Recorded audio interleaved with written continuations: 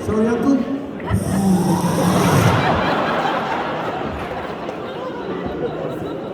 Asian people cough, they bring it out of the soul.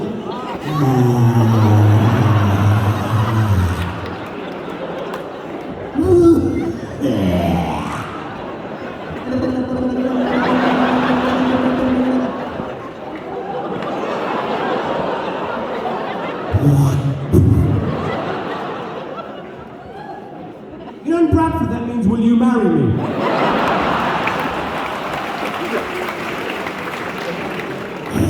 I will.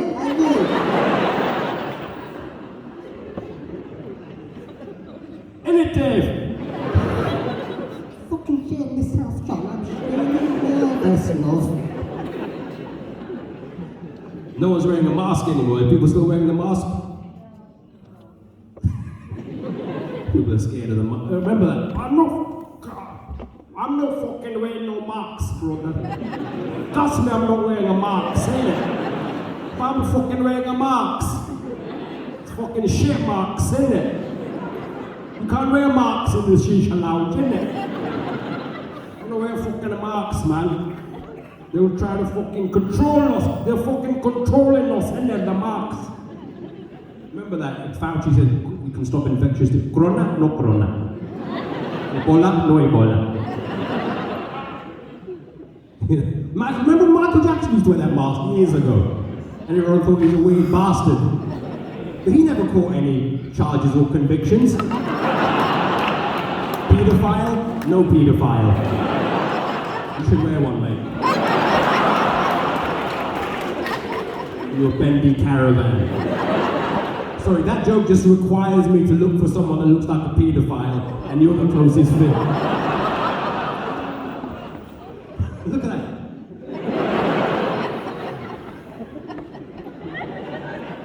Isn't that good? They're not saying anything now. Where you going, man?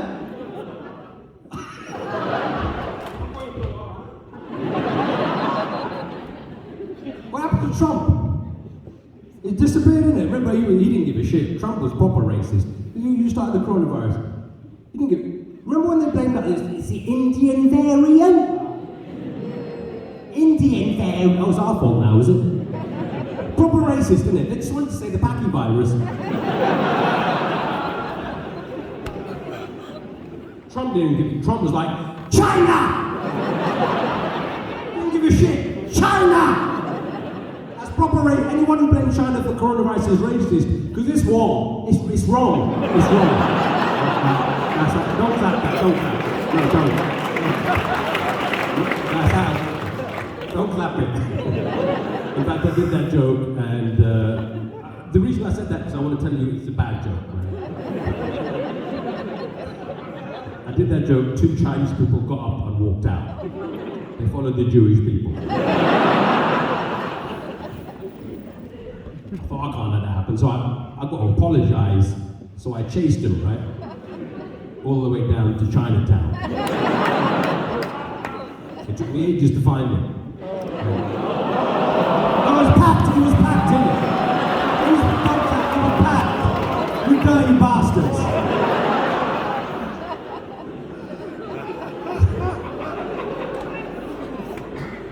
He was packed out there. But I finally found them, right? I said, listen, man, I got to apologize when I said wrong. I shouldn't have said wrong.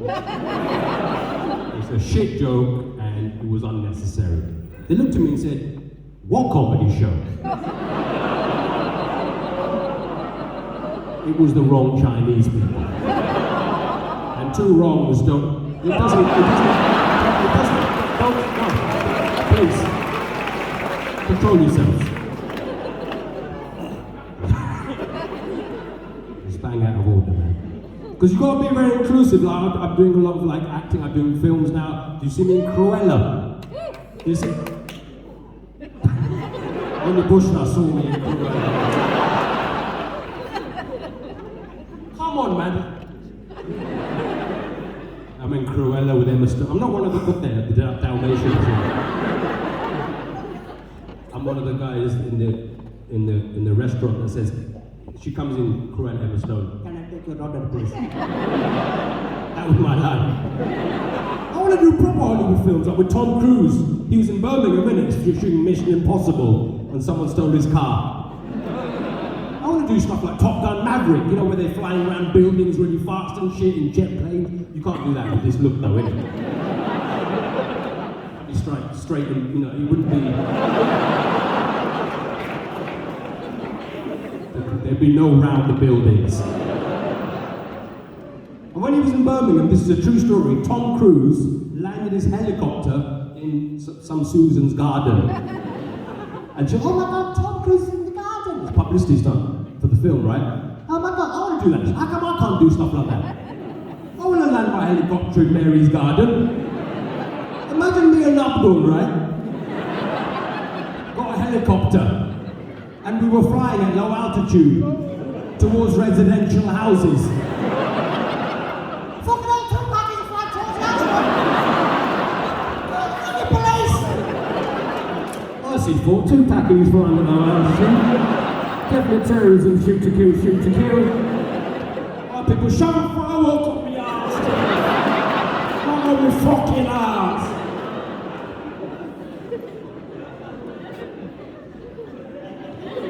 That section is just like... horror films are making a comeback now, Halloween. Horror films is like, I grew up to really scary horror films. You know the Shaitan? White people were, you know, the shape is the devil, by the way, it's the Shaitan. If you don't know what the Shaitan is, have a look. Look at the red glowing over there in the darkness. That's the Shaitan staring at me. Hopefully you lot can see what I'm seeing. Imagine all I can see is them three and you look and it's just empty. It's like that. It's actually... I grew up to like remember like The Omen, The Exorcist, they were really scary horror films. Remember The Omen? Kid wanted to kill him, little white kid wanted to kill his parents. Oh, well, that's not the devil, that's just a normal white kid. You couldn't make that with Indians or Pakistanis. I'm gonna kill you, shut up, man, That film would be a trailer. It'd be called The Abortion. It wouldn't get released in America. Okay? Remember The Exorcist? That was scary as well. Remember that girl who got possession, devil. And you know what these films, in those horror films, there was a kid that was possessed by the devil. So they thought, why don't we take this kid to the doctor? They said, no. There's no taking to the doctor because they didn't know about mental health issues.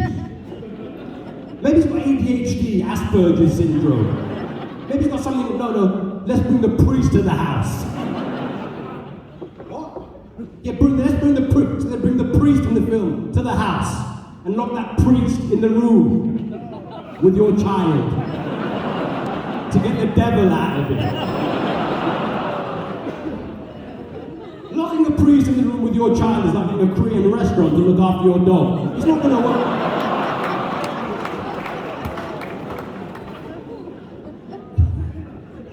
I was watching that Jeffrey Dahmer one as well. To be honest, you look a bit like Jeffrey Dahmer without the glasses on. It's really put me off meeting some guy in a pub who offers £50 to take pictures of me in his house. Stick it up my arse. If they come up to you and offer you 30 quid after, come in the caravan, innit? Take some pictures, us and all this. It's not pairs full of pictures, bro. They're pairs full. Fucking run.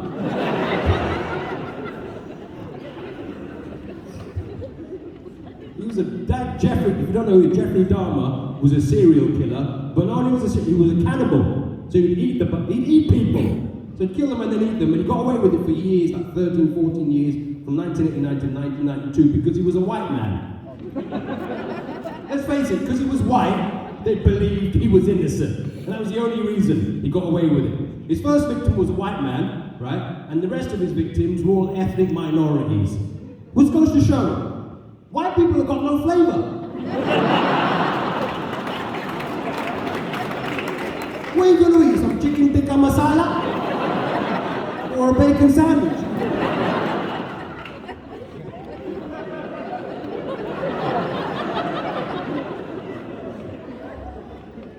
some saag paneer up there. Some matar aloo.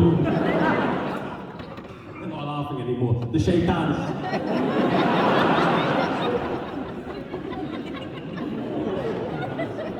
It's John. Because we're coming up to Halloween, which is the worshipping of the devil. I know the Muslims don't do that, innit? No celebration of the shaitan, which is the devil in the Muslim tradition, in the religion, innit? Hello? All this, that's what they did. It was always these horror films. I was watching this other horror film, The Conjuring.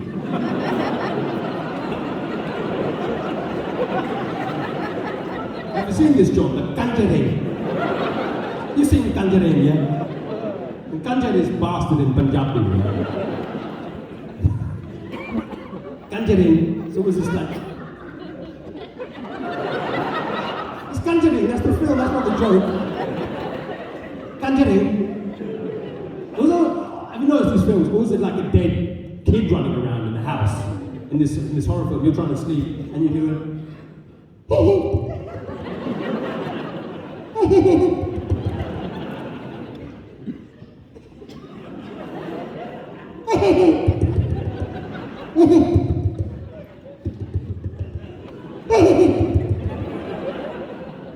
film.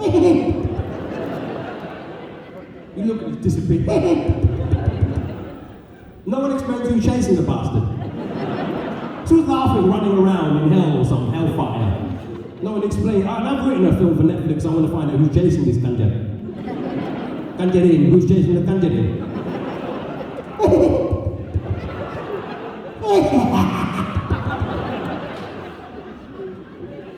So I've written a 10-hour Netflix film I'm trying to sell to them where this kid 7 hours, 9 hours, 10 hours. In the 11th hour we find out who's chasing him. R. Kelly.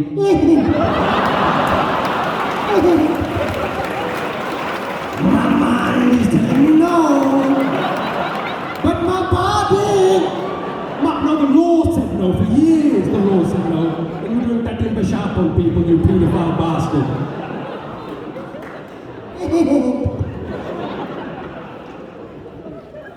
Who's chasing R. Kelly? Michael Jackson. Mama.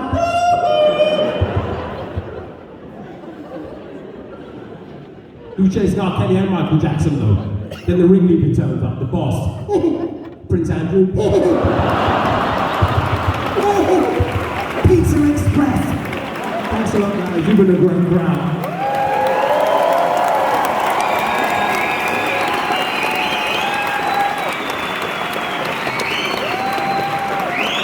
Thanks a lot, guys.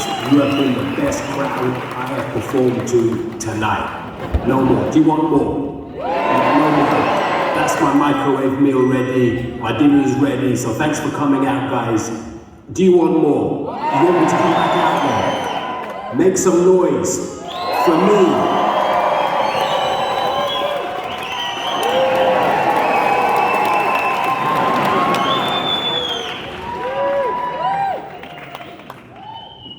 Thanks a lot, guys. What, did Captain Bishop that quickly? Where's he gone, man? Did he get upset? He's gone to do a tatty. I mean, you know, you have been the best crowd. I'm not even making this up. You have been the best crowd I've performed to tonight. I mean, Blackburn, I'm gonna come back.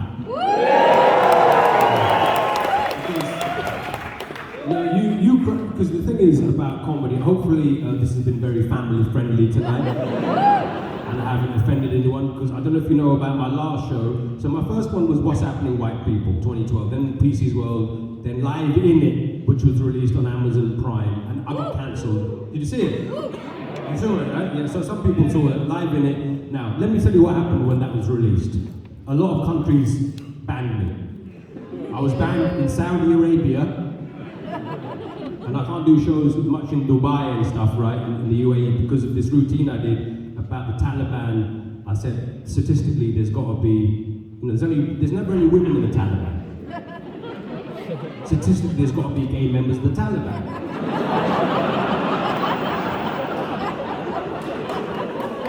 Do you think one of the Taliban goes up to the other one, lifts up his foot, clap the ground?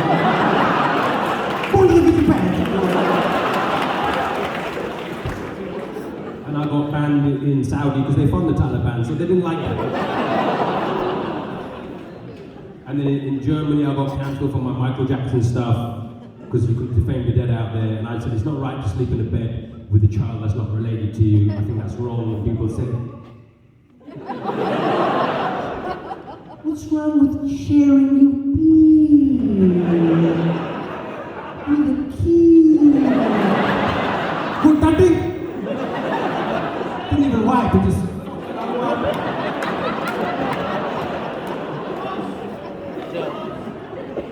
It's gross, I know, it's gross. The bit that got me into the most trouble, right, in England, and this is why a lot of people, I got in trouble. In that show, I don't know if you've seen it, towards the end I did this routine, this joke about Madeleine McCann.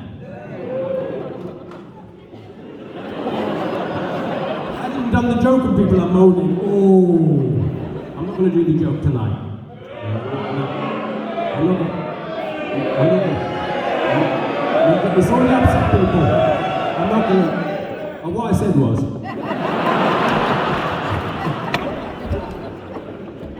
now look what you've done. Fuck it, I can't have this. I'm fucking going. Too offensive for me. And what happened was I did that routine, and basically what I said in the joke, I'm not going to do you watch the full joke when you go home tonight, but the synopsis of it is, I know what her parents must have felt like when they lost Madeline, because I've been through a similar experience when I lost my iPhone.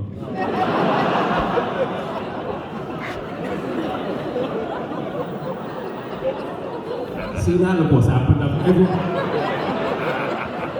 shouldn't have done it tonight. And I want to explain why. That people say, What, you're a disgusting bastard.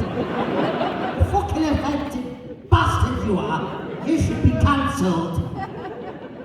hang on a second. Well, the reason I do jokes like that is because jokes can be used to break down barriers, tackle issues. If there's some kind of bad things going on in society, you tackle it.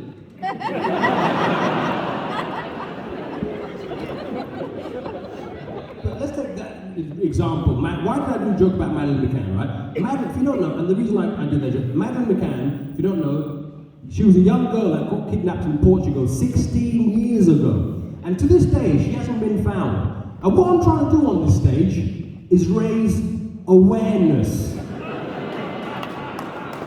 Okay? She hasn't had enough publicity yet. Forget the brown kid. She hasn't had. And if I can raise awareness, right, because of me, one day, Madeleine McCann will be found. And when I go home at night, I tell her that.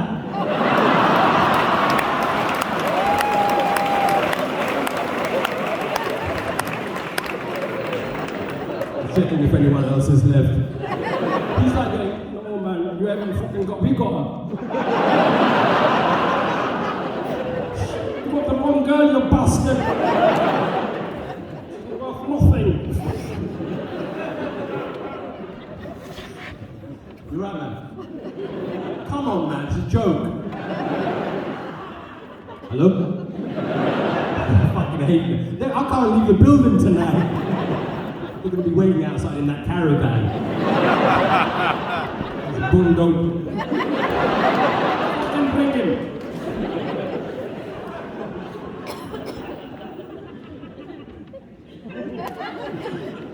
I don't know if I told you in the last show, I might have told you I told you I wasn't married.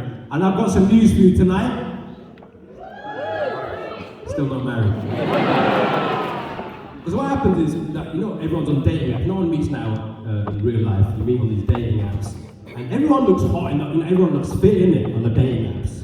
This Muzmatch and Halal.com and all this. Bashab.com, all these kind of. In the joint, you think, gee, that is fit, man. You turn up on the day, and these three back there are standing.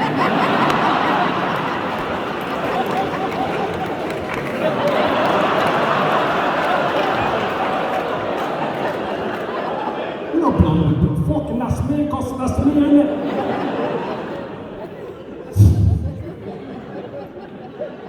Come on, man, it's a joke. What the fuck? Oh, you said this was a comedy show.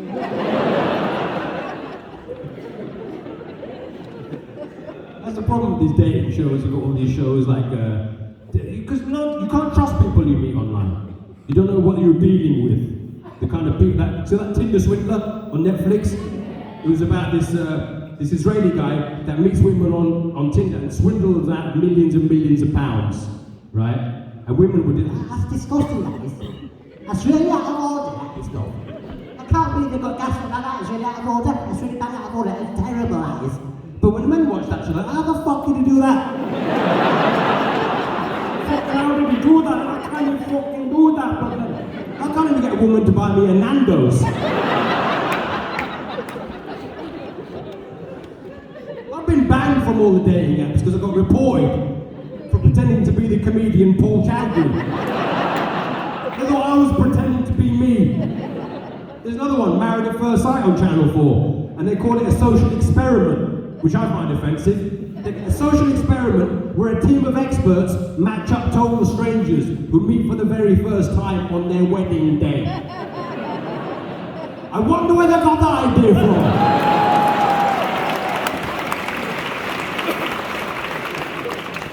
We've been doing that for years. That's why they met their cousins. That's where John met his sisters in Cornwall. A team of experts are our parents. I mean, you know, we do, like, shouldn't run white people too much. They don't like it anymore. Fucking tear piss out of us, man. Just because we colonized you and you're, just get over it. Fucking get over it, man. Have you noticed we started stealing some stuff back? We might have stolen the jewels and all that stuff, but we stole, I went to an Indian restaurant that had chili chips. Chili chips. White people have barely got enough dishes. Let them keep their potatoes. What they got? They got pie and mash and mash, fish and chips, steak and kidney pie and chips, jacket potato and chips. Put some masala. Sada chips up there, masala chips. Chili masala chips up there, Jota.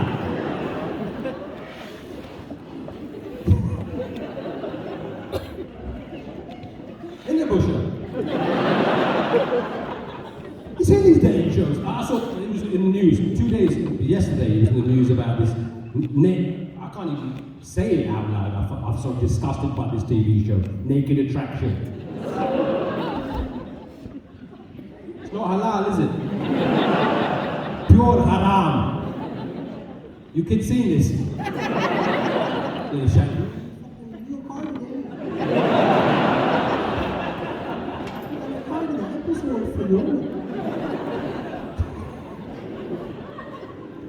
It's disgusting, isn't it? Call me old-fashioned. I think you should get someone's telephone number before getting your dad there and Pugga just hanging out on a TV show. I would never get my nut out on stage. And then got to go back to work the next day.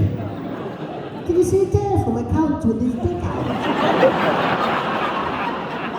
Now I found my dick out on TV, trying to find a wife. How did you meet Mum? I saw her tit hanging out of her. So you guys bollocks on TV. Disgusting bastards. They lift up the screen back there and just trying to eat my dinner and just got there just standing there. Like, they can't even speak. So what do you think of his bollocks?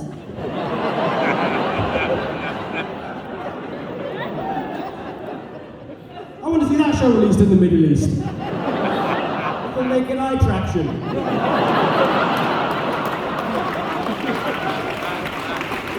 They're going to be dead again, they'll be beheaded. As they should be, innit? Okay, I've lost the crowd again. Because that's the thing, we're not very good with public displays. We didn't grow up to like, you know, we could, I couldn't have, now you see these Asian couples holding hands. You married? You better be fucking married, brother. I don't listen, no haram. You know some of these people marry for love.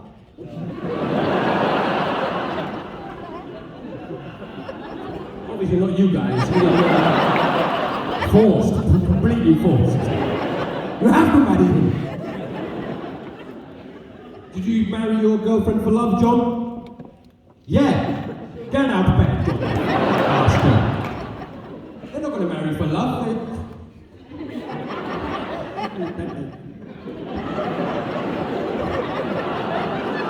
This is how they laugh.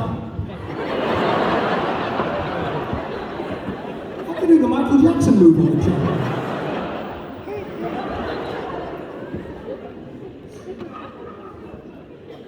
You guys married? Where's your wife? He's putting his arm around you. They're married for love now. You know, because I don't, you know, like he's touching him, he's pretending. Like, no, Asian couples, they don't, I've never seen this before. He was doing it earlier, touching it, and he saw it. She was like, don't touch me, don't touch me. Don't touch me, don't touch me, don't touch me, please don't touch me. Embarrassing, don't touch me, don't touch me. Don't you touch me at home? Turn off the light, shut the curtain.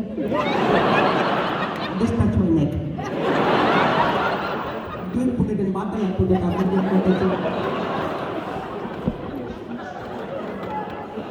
Look at Johnny, go fucking hell, off, stick your fucking hand on my lap. Wag me off in shore. Stick your fucking tongue down the throat, you slap. Bang me in the car park, honestly. Don't touch it, don't touch it, don't touch it. Because we were never allowed, I wasn't allowed to watch kissing scenes even on TV when I was growing up.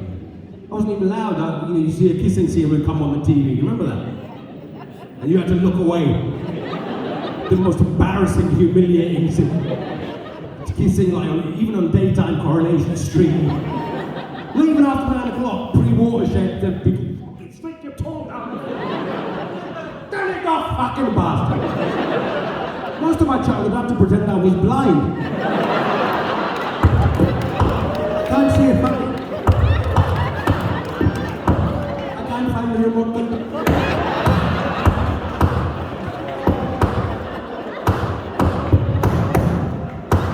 Can't see shit.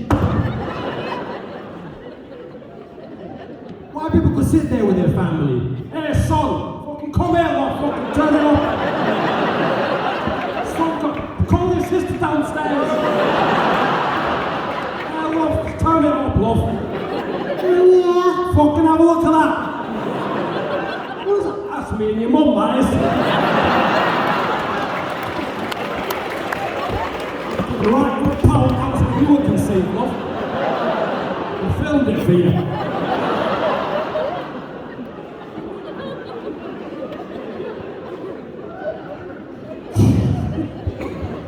Susan's like, fucking hell, if he knows. He fucking knows. He's spying on us, the bastard. They're looking at us through TV. I was watching this other show on Netflix. It's about this family living in a council house in London. If they've got a disabled child, they get rid of them. They kill members of their own family. It's called The Crown, right?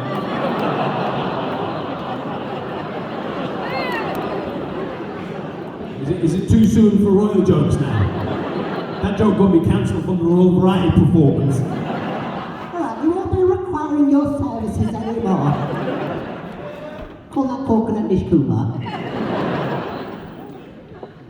Did anyone queue up, by the way?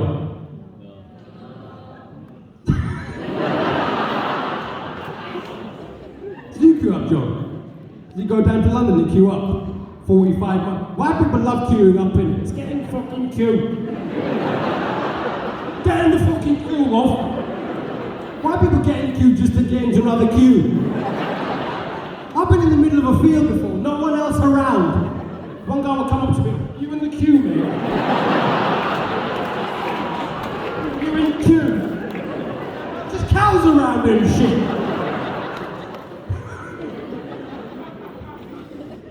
Remember that Philip Schofield? We killed him. That dirty bastard jumped the queue. For years we forgave. This is a man, Philip Schofield, who's been on our TVs for as long as I remember. He had a TV show This Morning, right? And for 20 years he was cheating on his wife with multiple boys. It must have been hard, he was gay, he couldn't come out in front of his family, he had to lie to his wife and children. We forgave him, don't worry about it, Philip Schofield, you're fine. Jump that queue, you're dead to us, man. Fuck off, bastard. You fucking jumped the queue, the bastard. Philip Schofield is our new king. Remember, Philip Schofield, and then we got David Beckham. Oh, fucking David Beckham. You like David Beckham? What? My name's David Beckham. Yeah, I love getting in the queue. You queued up for like 30 hours. It's a really long queue, mate. He's worth £30 million. Yeah, queue. I was eating bonbons, lemon sherbets. Really long queue, mate. Dressed as a Peaky Blinder. Dressed as Tommy Shelby. I never got in that queue. Listen, if I got in the queue for 35 hours and it took me 2 days to queue up and I got to the front, I would have wanted the Queen to wake up. What's going on, Philip? King Charles, fuck you, I'm coming back. You'll fuck everything up.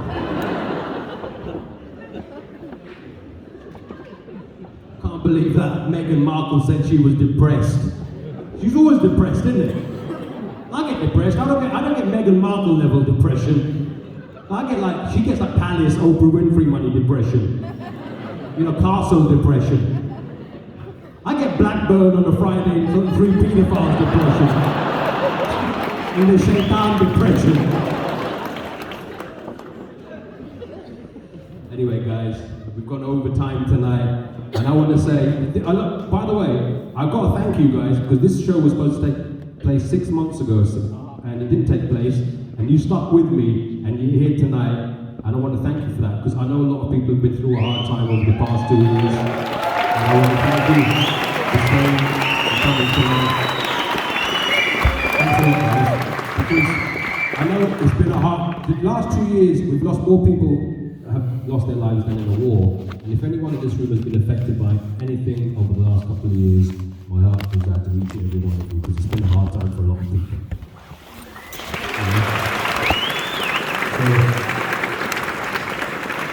And the reason I cancelled the show was because, you know, some of you might know I went through a bit of a hard time and my mum took my dad to get the vaccine and then my mum was denied the vaccine even though she was high risk and then family got COVID and then all this quickly, I just lost my mum quickly. And it was a very difficult time and my mum brought me up to the age of 6 because I lost my birth mother when I was 4 years old and I was 5. She brought me up and taught me the importance of family and she did everything for me. And then this year, as you know, when this show was still the same, I lost my dad as well. And I've lost all 3 of my parents and it's been a very difficult time. And I know my dad came to this country in 1964. He's from Rawalpindi in Pakistan and he lived through partition rule and came to this country when it was a very different time. And if it wasn't for him and his generation, I wouldn't be stood on this stage in front of this incredible audience.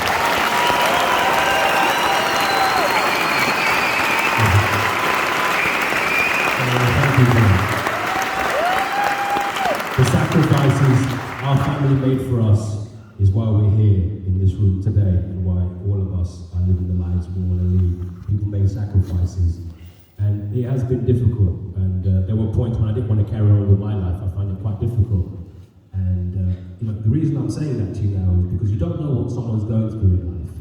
We can have a great laugh and we can have a good time, but in the darkness you don't know what someone. So be nice to each and every person you come across in life because you don't know what another person is doing.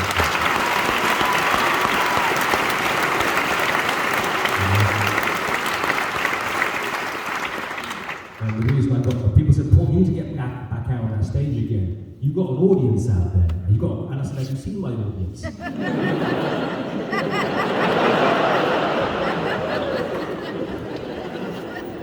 But the reason I did get back on the stage is because I have got an audience, and I consider them family, and I consider you family. So I want to thank you for that.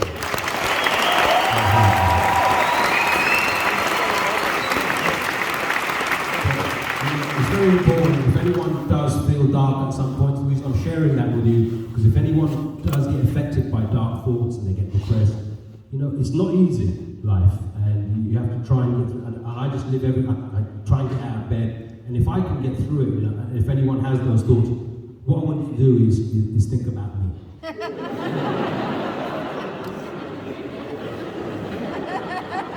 When you think about me, go to Amazon. Download Live in it. If that doesn't work, just kill yourself. But hopefully